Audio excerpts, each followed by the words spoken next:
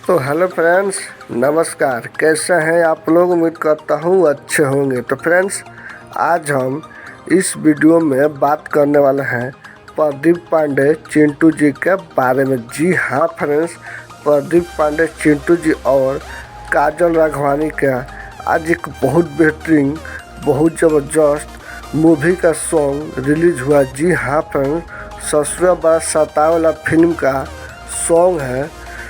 जी सॉन्ग का नाम है कबो छूटे न साथ बलम के। जी हाँ फ्रेंड्स, कबो छूटे न साथ बलम के बहुत बेहतरीन सॉन्ग है, बहुत ज़बरदस्त सॉन्ग है और इंटरटेन रंगीला यूट्यूब चैनल पर रिलीज हुआ है। जी हाँ फ्रेंड्स, बहुत बेहतरीन सॉन्ग है, तीज गीत है और आप लोग नहीं सुने हैं तो एक बार सॉन्ग को जरूर सुनिए और अपना राय कमेंट बॉक्स में ज़रूर दीजिए।